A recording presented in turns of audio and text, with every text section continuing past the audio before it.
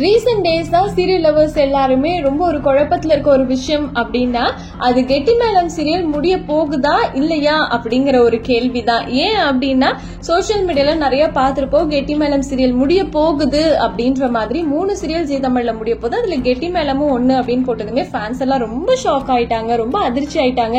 ஏன் முடிக்கிறாங்க, இன்னும் நிறைய கதை இருக்குதே அப்படின்ற மாதிரி இருந்தாங்க. சோ அப்படி இருக்கும்போது இது முடிய போதா இல்லையா அப்படின்னு ஒரு குழப்பத்துல இருக்கும்போது கெட்டிமேளம் சீரியலோட ஹீரோயின் இருக்காங்க இல்லையா நம்ம சௌந்தர்யா, அவங்களே இதுக்கு தெளிவான விளக்கம் கொடுத்திருக்காங்க. நம்ம எல்லாருக்குமே தெரியும், பிரைம் டைம் அதாவது ஜீ தமிழ்ல 6:30 ஸ்லாட்ல சூப்பரா போயிட்டு இருக்க ஒரு சீரியல் தான் கெட்டிமேளம். இது பாத்தீங்கன்னா அவ்வளோ கதைக்களத்தையும் விறுவிறுப்பா கொண்டு போயிட்டு இருக்க நேரத்துல முடிக்கிறாங்கன்னதுமே கஷ்டமா இருந்தது. பட் இப்ப வந்து சௌந்தர்யா என்ன சொல்லியிருக்காங்கன்னு பாத்தீங்கன்னா, தயவு செஞ்சு இதெல்லாம் நம்பாதீங்கன்ற மாதிரி fake news, don't spread any negativity, thank you அப்படின்னு அவங்களோட ஃபேன்ஸுக்குலாம் ஒரு ஆறுதல் தர மாதிரியான இந்த வார்த்தைகளை போட்டிருக்காங்க. சோ இது மூலமா கெட்டிமேளம் சீரியல் முடிய போறது இல்ல அப்படிங்கறது தெரிஞ்சிருக்குங்க. உண்மையாவே ரொம்ப ஹாப்பியா இருக்கு.